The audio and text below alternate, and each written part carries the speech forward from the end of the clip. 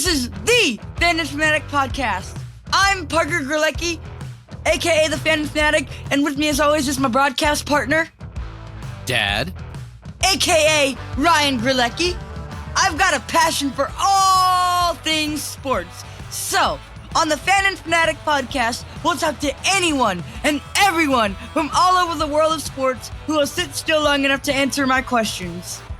that's right. Now, as a result of complications from severe brain damage at birth, unfortunately, Parker will never be able to physically play sports, but that cannot and has never stopped him from loving everything about sports and dreaming of a career in broadcasting. So each of our guests graciously gives of their time on this podcast to invest in Parker's dream and to help him be part of the sports world he loves so dearly. Now, let's play ball!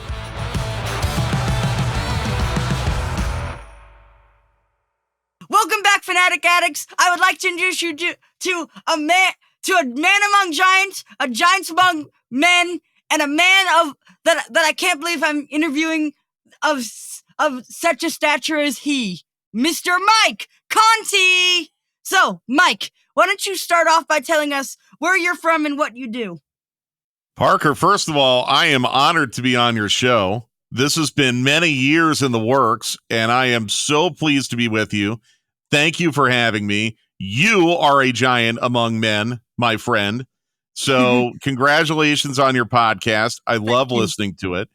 My story, I'll keep it really quick. I grew up in Philadelphia, went to Penn State. After Penn State, got my first kind of real professional radio job in Savannah, Georgia, moved to New Orleans and then here to Atlanta. Have always wanted to do sports radio. Did sports radio when I was in college.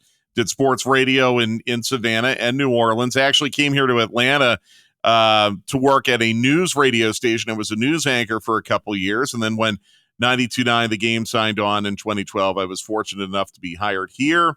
And now I'm the brand manager, which means I run the radio station. So wow. It's been a fun journey in radio, but I think what makes it the most fun is being able to hang out with guys like you and your dad and your mom, apparently, who also listens to the radio station and I understand has really good feedback for us. Yeah. So that is what makes it super worthwhile for me.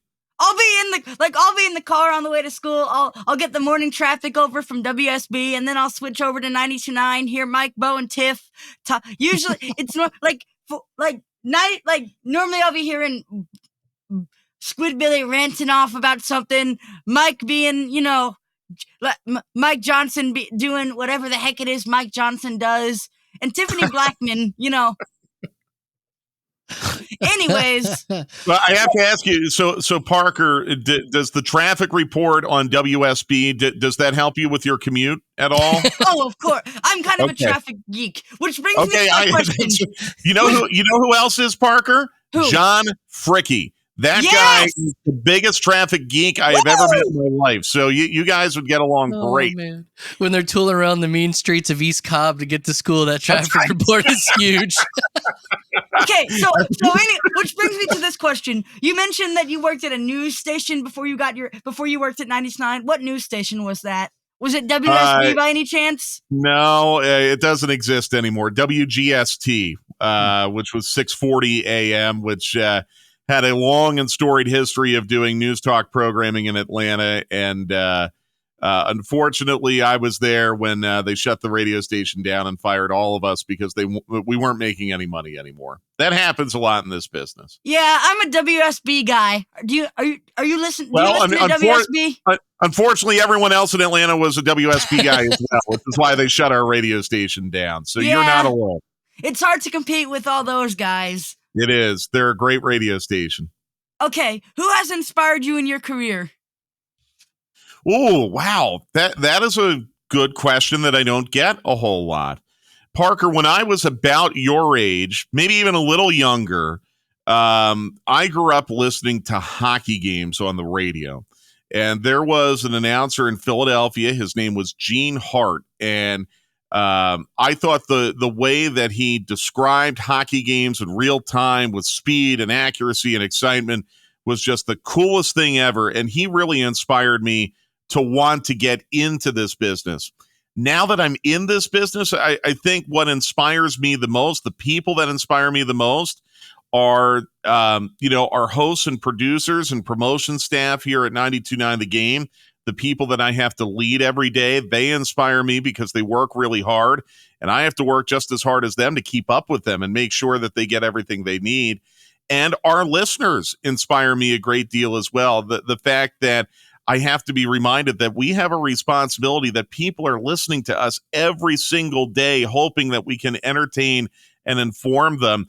It's a duty that I don't take lightly, and that really inspires me to come into work and do my very best job every day. So now that Mark Zeno is back at 92.9, I've been for years I've been saying to my mom that, oh man, John Chuckery and Mark Zeno need to do a show together, because John Chuckery's John Chuckery's a legend. Mark is a legend. They're both wildly outspoken. Yes. So do you think, Parker, let me ask you, do you think that would be a lot of yelling? Probably. Which brings me to my other question. Is Mark, when Mark came back, is he only a part-time guy now? Mark is a part-time guy, yes. So he's basically Rob Tribble and Brian McFadden, but without the staff. You are absolutely right. He is Rob Tribble and Chris Goforth and Caleb Johnson. He is one of our part-time hosts. Yes, you're absolutely right. Have there been, am I the first one to tell you that Mark Zeno needs his show back? Or have you heard that before? I've heard that a lot from Mark Zeno, yes. Oh, and wait, speaking of Mark Zeno, the opening to his show was, I believe it was, Remember the Name by Fort Minor. Is that right? Yes. I tell you what, Mike, I remember I don't know if you remember, but a few years ago, I was fortunate enough to visit the station. I remember. And I was in my mind trying to figure out, oh shoot, what is Mark Zeno's theme song? And I finally figured it out, and I'm like, hallelujah. We did. That was weeks of Parker and I, him trying to explain the song to me. I'm trying to get lyrics from him so I can do a search with some lyrics, and eventually one night we got it, and it's been on his playlist ever since. So he knows every single word to that song. I am not surprised to hear that in the least. The details that you remember, Parker, just blow me away. Let me tell you something about Mark Zeno. Mark is, I think, you said it, Parker, one of the most outspoken people on the radio. I think he's very informative. He's very entertaining. He likes to poke fun at himself, which is a really important trait for a radio host. I think you'll kind of learn that as you go along in this industry. Mark is also a really, really busy guy. He's got a lot of different jobs. He works for a lot of different people, and there's a lot of demands on Mark's time. So we're lucky to get Mark on our station when we can get him. If it were up to me, kind of keep this between the three of us maybe, I'd like to have Mark on a whole lot more than what we can do right now, but he's got a very, very busy schedule. Remember, too, he still serves in the National Guard. So there are weeks where he has to go away to go to Fort Stewart or Fort Benning and be on duty. So he's a busy, busy guy, and he's got two little boys who take a lot of his time. And we're just very lucky to have Mark when he's able to come here and come in and work for us at all. Can I ask you another question about background music at 92.9? Sure. Does the traffic theme, does the song that plays in the background of traffic reports done by ATL traffic lady Stephanie Stallworth and Mr. Will Guerra, does that happen to be the theme from Mission Impossible? You are absolutely right, Parker. I'm not surprised you knew that at all. I'm also not surprised you remember that Stephanie goes by the ATL traffic lady. You know what you should do, Parker? Are you on Twitter, or are you not old enough yet to have your own Twitter? I'm trying to get the rents on it, if you know what it. Parents. Well, do me a favor. Tell your rents when you get a chance. Finally, when you get a little older, to be on Twitter. The ATL traffic lady loves it when people tweet at her not only traffic tips, but when they tweet her just to say that they really enjoy hearing her on the radio. She loves that. Because she's got that she's got that slight radio voice, she's got a beautiful voice. I agree with you. Baritone and whatnot. Yes, I agree. She sounds great. We're very, very lucky to have her here. You listen to WSB for traffic. I listen to Stephanie because she calms me down during my commute. Another thing, I know that WAOK is like totally like all news and whatnot. Do they do the most recent of do they do the most like do they have their most like, I know that like stations like 99 and V103 they don't do traffic reports that often. Does WAOK do basically a traffic report like every like within, because I know that on WSB in the mornings and afternoons they do every 6 minutes. Does WAOK have a traffic interval, or is it basically the same? It's not every 6 minutes. It's about the same as what we do on 92.9 The Game, because WAOK does talk shows just like we do on 92.9 The Game, where their hosts will talk for 12 to 15 minute intervals, and then they'll have 3 breaks an hour, and in those breaks they play their traffic updates. Nice. These are great questions, by the way. I feel like we're doing a radio programming seminar here. There was another thing I wanted to ask. But Parker, while you think about that, I do have an interesting question here, Mike. We've talked to a number of people, not just on the podcast, but around because of Parker's love for broadcasting and radio and whatnot.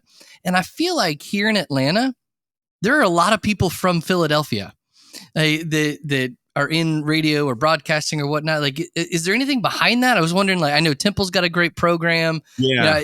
I don't know if it just people end up here. There's a number of names from Atlanta sports radio. Yeah, that's a really good question. John Kincaid was here. Right. I'm trying to think if there are other Philadelphia people from our tribe who have made it down here to Atlanta.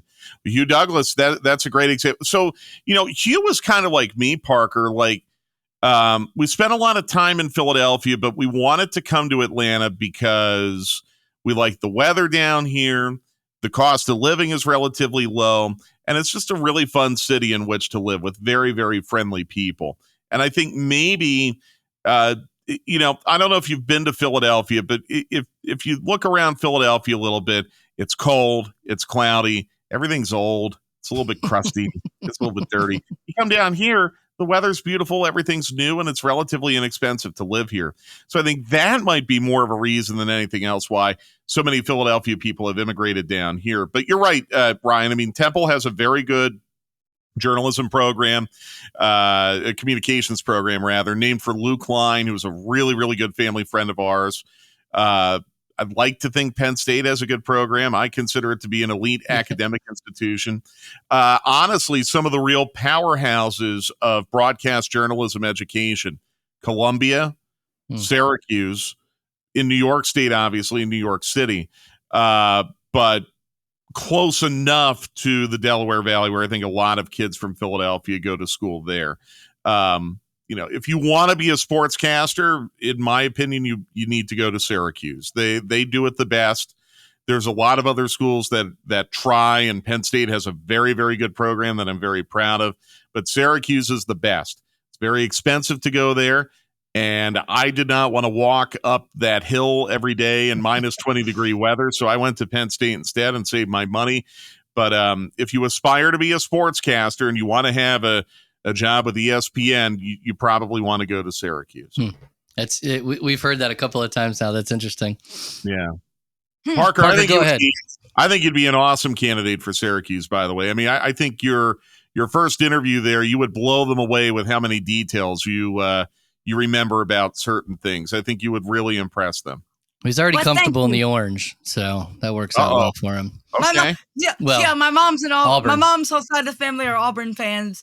Well, they're orange and blue too. That's okay. Parker, do me a favor. Your mom's sitting next to you, right? Yes. Can you ask her who won the Penn State Auburn game this past? Yes. Yeah. Okay. Yeah. So I forgot. We were my mom's whole side of the family are Auburn like season ticket holders. Yeah. And so that means we were fortunate enough to see Penn State come in and kick Auburn's you know what. Yeah, we're gonna start over. We're starting over this year. Yeah. Unfortunately, that was recorded. The only reason why why we lost those 2 games was because we decided to hire a coach from the Whoa. friggin' Mountain West Conference. The Mountain West. Like, who in their right minds would be stupid enough to be the athletic director for an SEC school and hire a coach from the Mountain West Conference? Oh, for goodness sakes. Sorry. Once I start ranting, I can't stop. Now, Parker, that's a fair question, but then I have to ask you, how do you feel about Auburn going and hiring a coach from Liberty, not even in a conference? Okay, because look, I mean, sure, the last team Hugh Freeze coached was Liberty, but you have to remember his illustrious career at Ole Miss, and by illustrious, some people I are mean trying to forget that. the fact that he beat Alabama twice. To which, by the way, if you're the head coach at all, if you're an Auburn fan and you're looking for a head coach, you're all you want them, I feel like the only qualification for an Auburn fan to be an Auburn coach is that that you've beaten Alabama a few more than not in your mommy's family. They got to be Georgia. Saban, you know. Well, it's funny, Parker. I think one of the best coaches that Ohio State ever had, at least recently, was a man by the name of John Cooper, and he couldn't keep his job solely because he couldn't beat Michigan. He beat everyone else but Michigan. But up there at Ohio State, that's the big rivalry, and if you don't beat your rival, you're going to be out of a job. Mark Richt, I thought, was a fantastic coach at the University of Georgia and deserved to keep his job longer than he actually kept it. But because he had trouble beating Florida every year, he couldn't keep his job. So I think you're right. I think at a lot of places, especially like Auburn, it really does come down to your record against Alabama, regardless of what else you do during the season. Anyways, back to that. Before the COVID-19 pandemic, my grandfather and I were planning on going up to Happy Valley to probably watch the Tigers get their butts kicked by the Nittany Lions anyways. Well, that was a very good game up at Happy Valley. Because nobody escapes Happy Valley alive, especially during a whiteout. Those Penn State fans, I tell you what. Ohio State might think otherwise, but okay. They are rowdy as heck. Yes, they are. Speaking of rowdy, the dang stadium was so loud during a Michigan-Penn State game that Michigan had to take a timeout even before the offense before the very first play of the game. You're absolutely right, Parker. Great memory. And you know what's funny? When I was in school at Penn State, and when I was a kid growing up, I'm a fourth generation Penn Stater. So Wow. your mom's family all went to Auburn. My family all went to Penn State. So I grew up with Penn State. Do you know for the longest time, Penn State had the quietest stadium in the country? Huh. People would applaud and occasionally hoot and holler, but it was the quietest stadium in the country. And then one year they hired a very, very smart person, someone I actually went to high school with, named Chris Crispell, to help develop the in-stadium experience at Penn State. And that's where they started with the whiteout, which wasn't their idea. They copied that from the Winnipeg Jets, but they applied it to a full stadium, and they started playing rock music in the stadium, and they turned up the volume on the PA system. And now Penn State is one of the toughest places to play in the country, but it was not like that until, maybe 2005, Wow. It's only really kind of turned around relatively recently. So you're a man of all haps, as Hugh Douglas said. Yes. So tell us everything you do for 99, the game, the Hawks, and then the Atlanta United. Sure. So I'm the brand manager of 92.9 The Game. I oversee the day-to-day operation of the radio station. I've been doing that for about the last year and a half.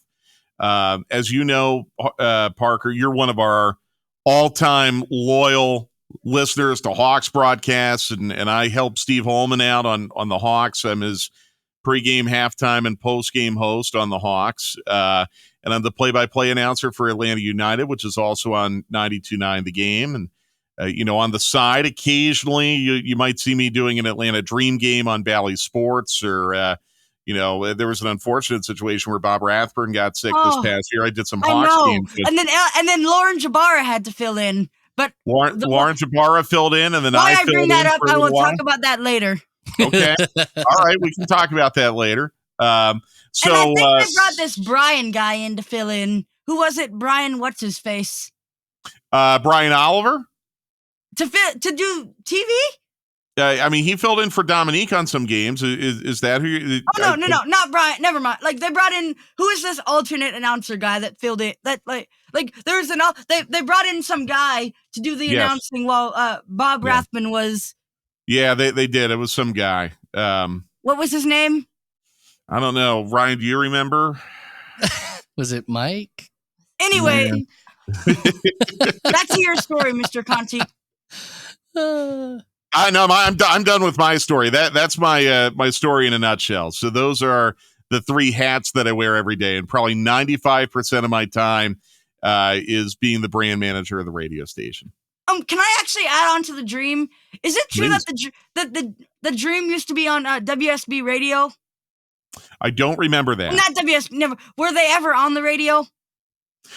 They were for a time on 92.9 The Game. They had an arrangement with us, I think in 2013 and 2014, where we broadcast a couple select games. They had a breast cancer awareness game that we broadcast, a couple others. And I actually did those games with Nisha Butler. They were really a lot of fun. You might be thinking, Parker, when they played on WSB 2.2, they were on the TV sub channel. And that was a TV thing that they had before COVID. So you might be thinking of that. So like I said, did I mention that my grandfather and I were planning on taking a trip to Happy Valley? Oh, yeah, so yeah. I did. Anyhow, were you always a soccer fan? Ooh. Oh, wow. Good question. So I actually grew up playing soccer. When I was about your age, actually a little bit younger, I played soccer and played for probably 7 or 8 years. I mean, nothing serious. Once I got to high school, I stopped. So it was not at no serious level. I was not a good player at all. I stunk. I think I scored like 3 goals my entire career, and 2 were in one game because my brother was a ringer on my team and he kept passing me the ball. So I was really in soccer more for like the post-game trip to Dairy Queen than anything else. But I did play for quite a while. And then, I would say, Parker, I was and obviously still am a pretty big soccer fan. I think where I'm a little bit different than most is, really loyal, hardcore soccer fans. They usually have a team in England that they really, really care about, or a team in Italy that they really, really care about, or a team in the United States they really, really care about. For me, I was always more enamored with the international play, like USA against Brazil or USA against France. So, the World Cup and the tournaments that would happen every year, those were the ones that I would really zero in on. I didn't pay as much attention until now, really working with Atlanta United. I didn't pay a lot of attention to club soccer. Can I ask a really stupid question that probably might not be a stupid question? I'm sure it's not a stupid question. So a few years back, I believe I was listening to you doing your thing on the Hawks radio network, rattling off scores, and there was this team from Egypt, I believe, that was playing one of the NBA clubs, and it was Shakab something rather. Was it Shakab Maccabi? Shakab Maccabi, I think, is from Israel, but that does sound right. I think they may have played the Phoenix Suns one year in a preseason. Good memory, Parker. So yeah, at first I was thinking Shakab Narelko, but then I was getting Shakab crossed up with those Phillips Narelko commercials I would hear from time to time. You know what? I understand that absolutely. I'm Narelko on the brain all the time. I'm feeling a little stubbly as I am right now. Wait, speaking of which, are Phillips, Narelko, is Phillips still like operating under their straight? Like, if I remember correctly, what did they do before? Like, because like well, a lot of electronics like televisions, radios, VCRs, cell phones. You're right, personal electronics with like razors and everything. I don't know if they ever got into computers, but a lot of electronics. I think they even make some appliances. I could be wrong on that. So, out of all the stadiums and arenas you've traveled to call a game or, whatever, what is your favorite stadium or arena that you've visited? Oh, I love that question. So let me ask you, as far as place to call a game or just a place to be? Like, how about both? Yeah. How about both?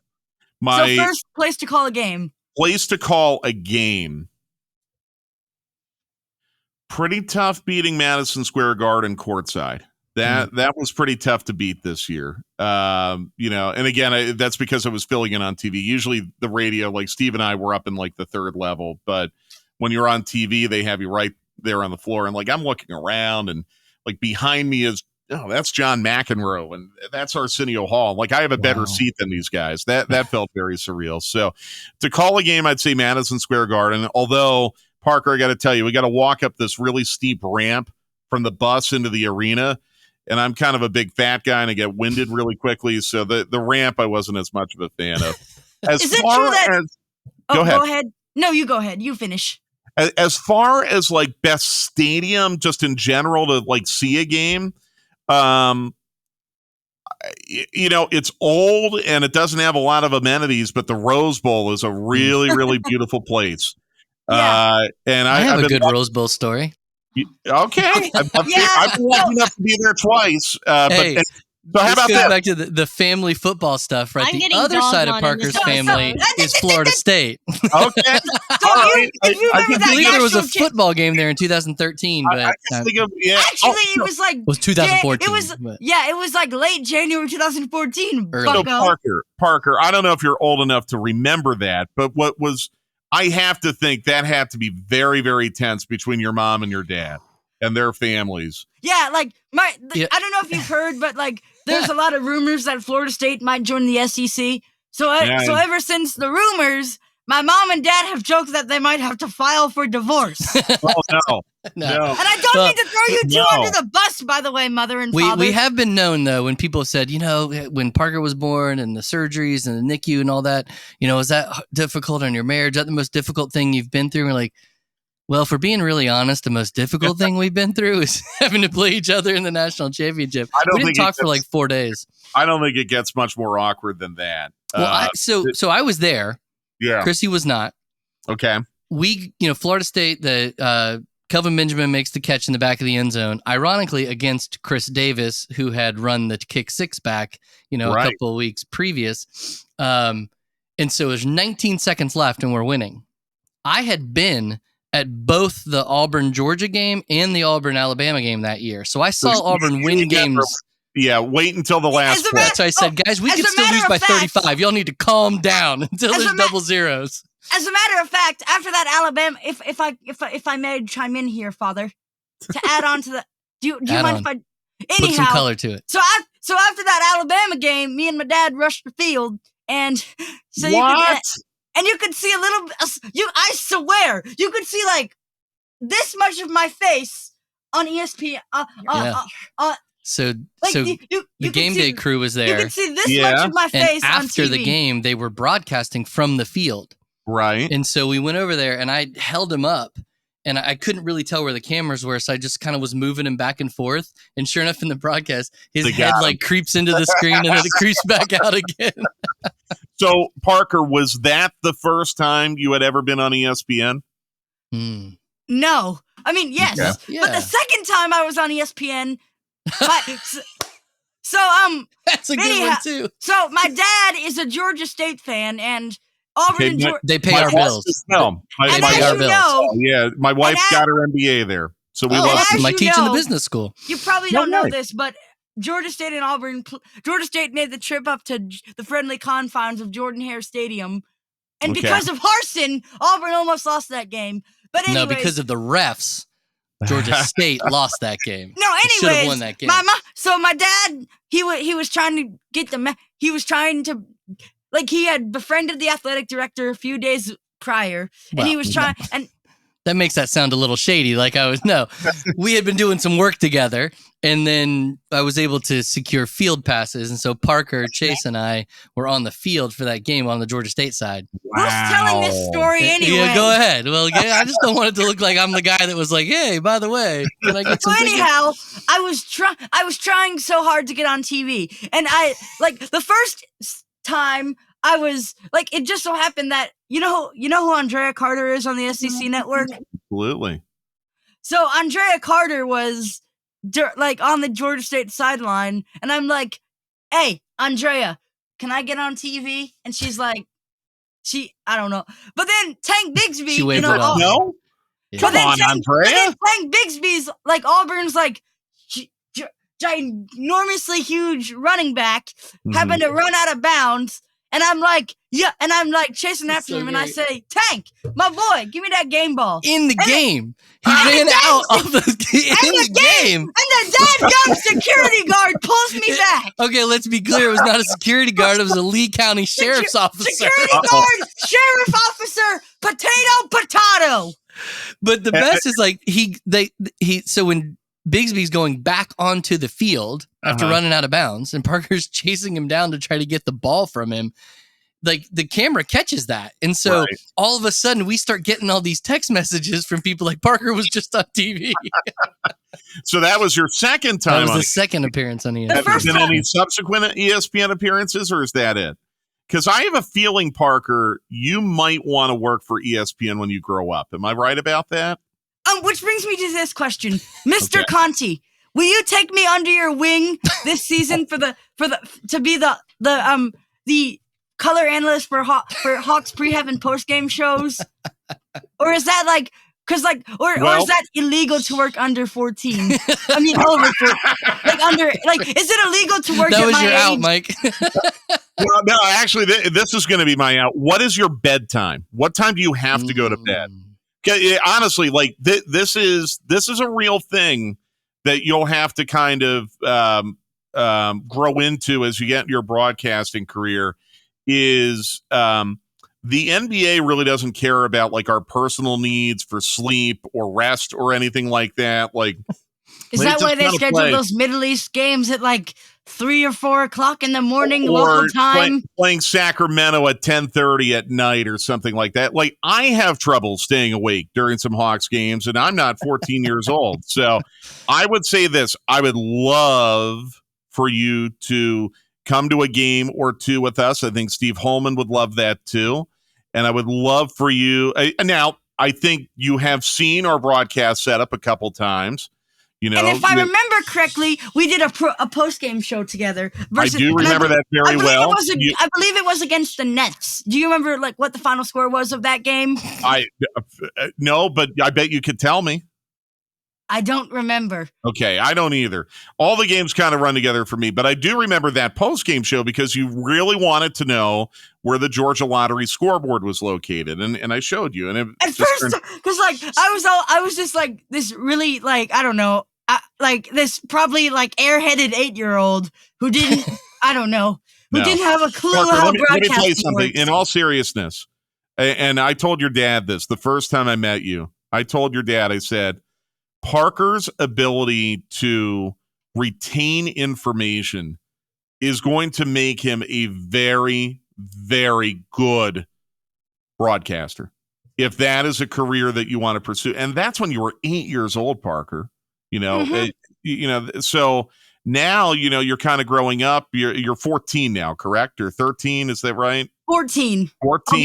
I'll be 15 this September. Your ability to retain information and study the game and understand and ask questions, you're going to be, I think you are currently very, very good at this. You're going to be an elite sportscaster one day. And I could tell that. I don't want to like pat myself on the back or anything, but I could tell at a very young age. And I told your dad, you remind me a lot of me when I was your age. And a lot of people who were also my age at that time thought it was a little goofy that I would read sports almanacs and I would watch, ESPN, which at that time was, no one did that. And a lot of people thought, oh, that's kind of strange. And you know what? I always knew what I wanted to do when I grew up. I didn't really care what anyone else thought about it. And I see a lot of myself in you, Parker, where it's very obvious you know what you want to do when you grow up. And I love that you are following your dreams right now. You're not waiting until you get to college or graduate college or anything like that. You're doing it right now. I love that. And I would give that advice to anyone in your position. There is nothing stopping you from following your dreams and chasing it right now. You don't have to waste time. So Well, thank you. That's awesome. I'm just so pleased to see how well you're doing. But I'm not surprised. Like I your dad will tell you. I mean, I told him, I said, your son he's got the very special traits that will make him very, very good at this profession if that's something he wants to do. So I hope you keep chasing it. So, like you said, like you alluded to before earlier in the episode, when Bob Rathbun was on the IR, if you know what I mean, incapacitated. Yes, the injury reserve list. Yes, you got to fill in for him on the broadcasts. Yes, and as you know, the sideline reporter is one Miss Lauren Jabara. Lucky Lauren, we love her. Did you by any chance get to acquaint with Miss Lauren Jabara during your fill-in time? Yes, we were on the same broadcast together, so we got to work together, and we got to know each other a little bit because that road trip that I was filling in for Bob, we had 2 games in New York, one with the Knicks and one with the Nets. So we actually had a day off in between, and she made it her personal goal to go find the best pizza in New York on her day off, and I think she did, if I remember correctly. But Lucky Lauren is that what you one call of her? Well, I don't know if you know this about Lauren. She hosts a gambling show, a sports gambling show on in NHL the mornings. Network, NHL Puckline, right? Yes, and she is very, very good at her predictions, and that's why they call her Lucky Lauren. Because not to mention very, very beautiful. If you know, am I blushing? By the way, Mike, this isn't the first time he's brought her name up to a guest. Am I getting red in the face? Have you had Lauren on your podcast yet? No. So Okay. what I want to ask you is, do you by any chance have her in your contact list that you could one day be all like, hit her up on the DMs and be like, Parker, he's got his phone out right now. Lauren, I'm checking here. Are you doing? Oh no! I have her number. No. Let's go. Be careful what you wish for here, Parker. Oh no! I think I'm gonna. Careful what Parker, you wish you're for. matching that jersey that's behind your head there. You're blending in there. You're shooting your shot. You gotta be ready to follow it up, buddy. You know? Am I blushing? Yeah. Well, I'll tell you, I know she's very busy right now during Brave season, but that's the truth. If I should happen to run into her, I will mention that this would be maybe a very fun podcast for her to do, and I'm sure she'd be very interested. I hope it's not considered stalking, but I would occasionally look her up on YouTube and watch some of her old demo reels. So like when she was back in, it's called research. Yeah, I don't think you have to worry about that, buddy. I think you're this good. one time, I don't know, because like when the Hawks were on that road trip to Denver, it just so happens that the Avalanche were like in town for a home game. Her old team. And if I remember correctly, Altitude Sports Network was one of her old stomping grounds. You are absolutely right. So that was her old team. So she got to she got to get acquainted with some of her old colleagues at Altitude. Right. So good memory. Yes, you're absolutely right. Yeah, I don't think I've met one person who has a bad thing to say about Laura Jabara. She is phenomenal. She's very, very talented, but she's a very nice person. A lot of times in our business, there are very talented people who aren't very nice, and nice people who aren't very talented. But she's got a lot of both, which is a very good thing. Oh, and back to the many taste tests of one Lauren Jabara. No. It also comes to my attention that she tried poutine in Toronto and something at St. Elmo in Indiana. I can't exactly Probably the remember what shrimp that was. cocktail. Oh yeah, shrimp cocktail. With DeAndre Hunter, I sorry. believe. Sorry, I didn't mean to. I don't mean. Sorry, I didn't. I didn't mean to make. Sorry, shrimp cocktail. Sorry. Oh It's no, okay. I don't. I'm not trying to mock the way you. I don't know. Shoot. Can we You're say good, Parker? Dad, Keep can going. you Parker, jump in next here? questions. Dad, can you Yeah. say we Lauren say Jabara's got you all twisted Okay, in the head. Yeah, Let's I know. go. It happens. Oh no! I think I've let the. Oh, can someone save the You save it with another question. How about that? Yeah. Sorry, I'm getting ahead of myself over here. All right. Do you have a number? Do you have a sporting event that is on your bucket list of sporting events to attend that you haven't attended yet? Yes, the Olympics. Great question. The Olympics. That's the one I haven't been to that I've always wanted to go to since I was a very little kid. And believe it or not, probably the Winter Olympics over the Summer Olympics. I know that sounds really strange, but I grew up in Pennsylvania where we had a lot of snow. So I was always a big winter sports fan. I always thought it'd be fun to go to an Olympic hockey tournament. But the Olympics by far are the one event. You know, I'm lucky. I've been to a Super Bowl, been to a college football championship, and the Stanley Cup Finals, and basketball playoff games, baseball playoff games. The one, a lot of college bowl games. The one event I've never been to, either as a fan or working, is the Olympics, and that's the one I would really like to go to. Is there a particular event or sport you would want to see? Well, I mean, the hockey tournament for sure. I think just because, usually, although recently they haven't had the pro players, but usually when they have the pro players, the quality of play is so high. You know what event has always kind of fascinated me, just from a spectator standpoint? I wonder what it would be like to watch ski jumping. Yeah. It seems kind of dangerous and risky, but at the same time, you're graded not only on how far you fly, but how smoothly you make the landing. So I've always kind of been drawn to ski jumping for whatever reason, which is funny because that's not a sport that Americans are very good at. Yeah. Well, Parker, you got a plug for one of our other episodes where Parker interviews Mark Bulger. Oh, and he and some former NFL players were trying to make the Winter Olympics in curling.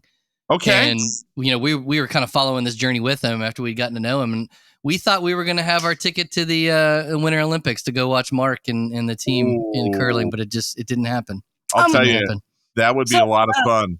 So when you said you wanted to go to the Olympics, I'm gonna add on to that.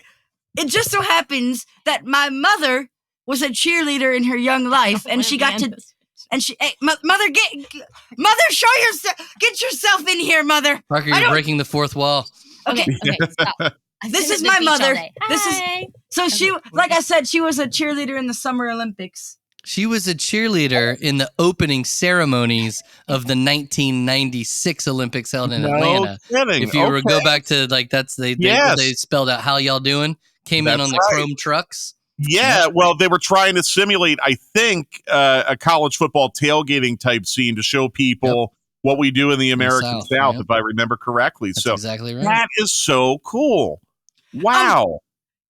And back to what you said about, it also comes to my attention that you worked on the Falcons radio network as the pre-half and post-game guy. That, and if I remember correctly, during one season, Mike Bell was going to, someone dared Mike Bell that if Vic Beasley got 8 sacks in a season, he would get a tattoo. He would get a tattoo of Vic Beasley on his, shall we say, derriere.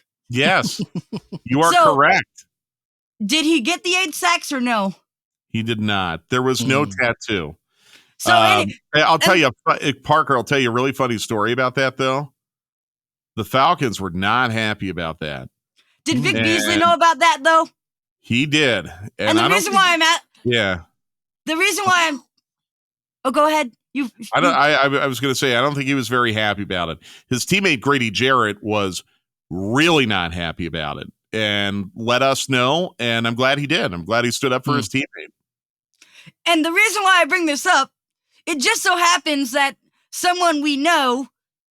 Is it... Who is it, Mother? Doesn't matter who. Is it Stephen Wagner, Dad? Could be. Jennifer. Oh, never mind. Because someone we know. We might be knows- talking to Vic Beasley.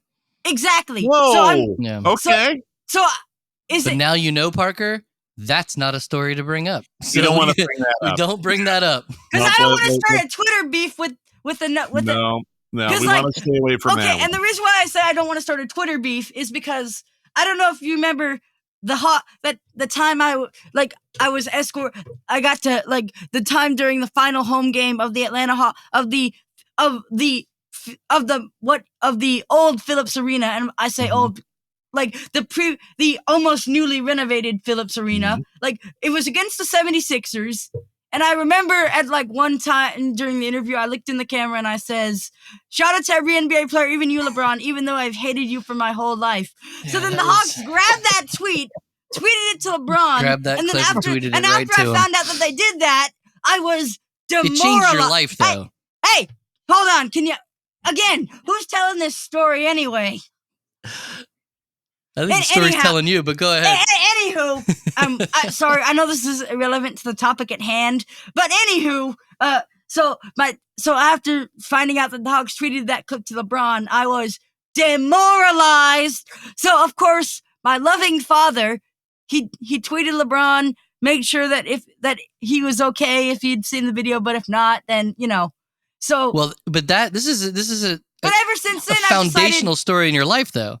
But You see since this that bad- moment, you see this Parker bad boy does right not have behind me? favorites, will not pick winners, like is a completely impartial sports fan and Which is loves all something- teams, all Which- players. which I'm is being something told you is have going to be. do.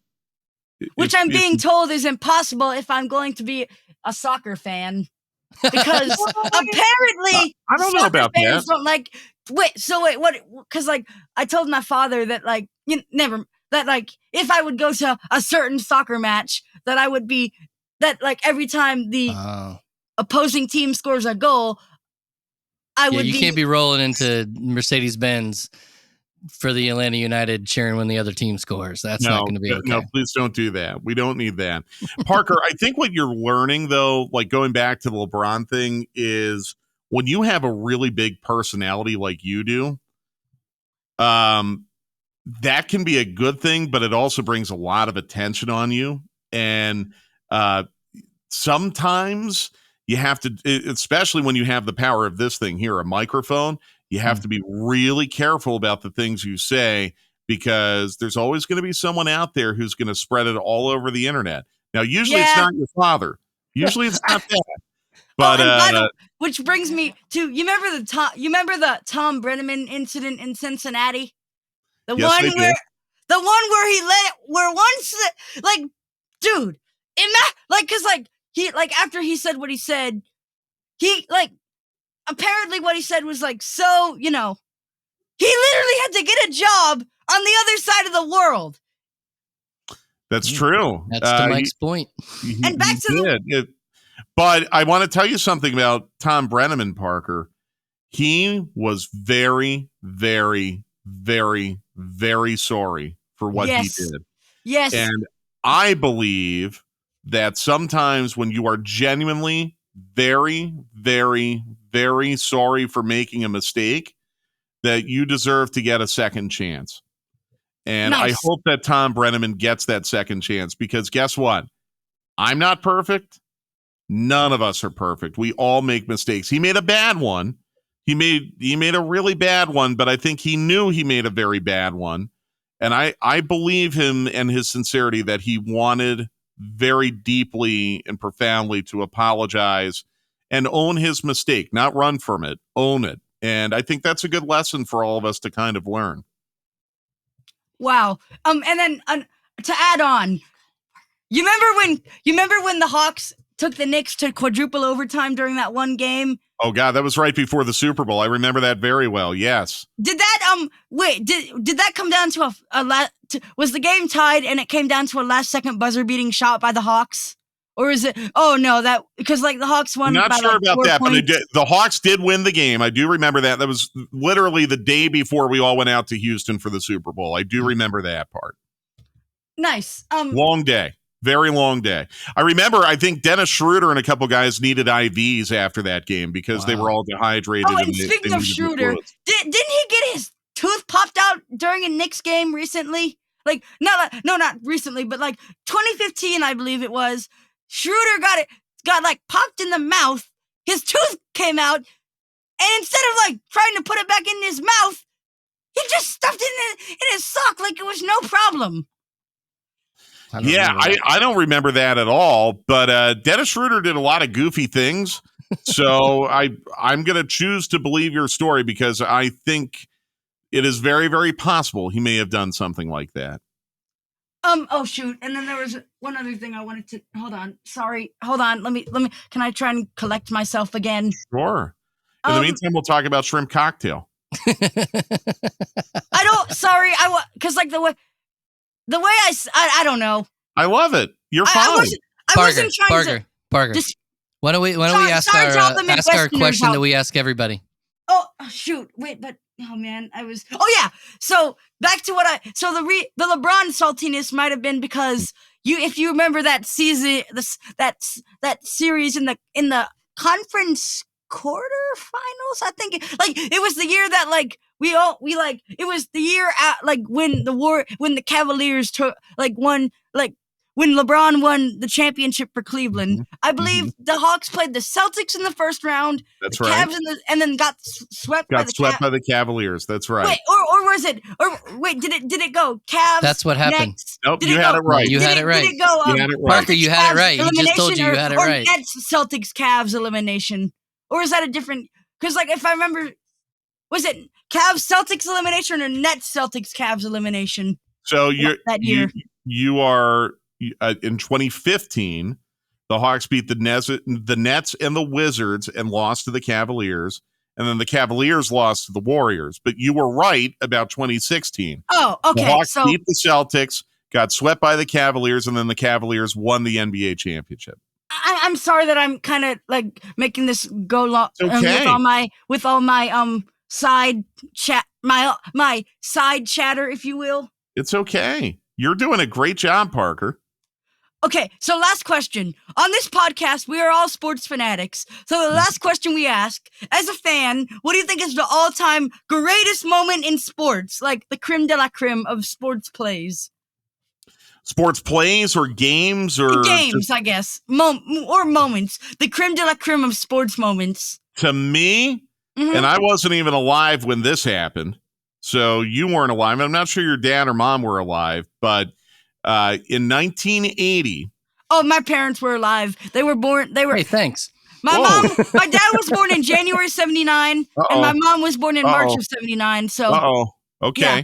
So they were very, very, very young. They might not remember this, but in February of 1980, there were a lot of really not so great things going on in the United States, and there was a really bad situation in Iran, where a number of American embassy workers were taken hostage, and that was very bad, and the economy was bad, and the Soviet Union invaded Afghanistan, and there are a lot of really bad things happening where it was starting to look like maybe the Soviet Union was becoming a more powerful nation than the United States. And in the Winter Olympics, in a hockey tournament, the United States, which had just a group of kids who were college players, not professionals, college players, had a chance to play the Soviet Union in the medal round of the Olympics, where if the USA beat the Soviets, they would potentially win a gold medal. But the Soviets were very, very heavy favorites because they had professional players playing against our amateurs, and our amateurs won, and they called it the Miracle on Ice.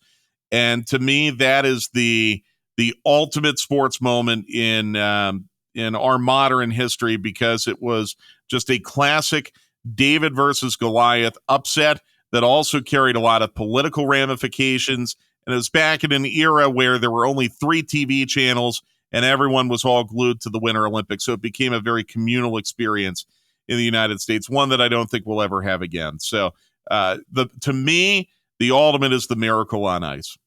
I actually got to interview 2 of those players from the Miracle on Ice team, Jack O'Callahan and Mike Eruzione. You interviewed Mike Eruzione and Jack O'Callahan? Yep. Wow. So Apparently, Parker was the. I You also want me to kissed tell Jack- that story, or is that Yeah. your story, Parker? No, you tell it, Dad. Okay. I'm sorry. So in 2015, this Mm-hmm. is I think this is maybe the third podcast where we've told this. It's a popular moment. The Miracle on Ice. 2015, he was the Ace All-Star for Ace Hardware, so their national spokesperson to raise money for Children's Miracle I Network. remember that. Yes. And then 2018, as sort of in connection with that, they invited him, all of us, out to Hawaii for their golf shootout and had him interview all of these, former professional athletes as part of the event. And team hockey was Jack O'Callahan and Mike Eruzione. So it's funny. Jack O'Callahan used to play a lot of like celebrity golf tournaments, and I actually was a hole announcer at the Hilton Head Celebrity Golf Tournament for a long time, and Jack O'Callahan played in it. And I was just trying to make small talk with his wife, who was waiting for him to finish his round. And I was, Parker, this kind of reminds me of you a little bit. I was just really trying hard to make small talk with his wife. I go, yeah, I remember when he played for the Blackhawks. He sure got a lot of fighting majors, didn't he?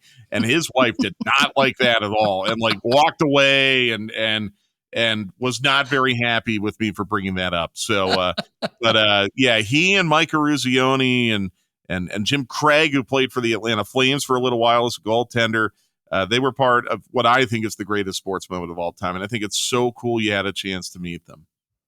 Yeah, super guys too. Very, very nice guys. Nice. So I guess that pretty much wraps it up. Thank you for your time, Mr. Conti. Oh, and can you do us a favor and like we'll stay on the line. I'm not going anywhere. Thank you for your time, Mr. Conti. All right, fanatics. I hope you enjoyed this week's episode of The Fan and Fanatic. Thank you for joining us, and thank you for all of your support. Don't forget to follow or subscribe, or whatever your podcast app says to do. And you can follow us on Facebook, Instagram, and YouTube. For my broadcast partner, Ryan Grelecki, this is Parker Grelecki saying, Game, Set, Match!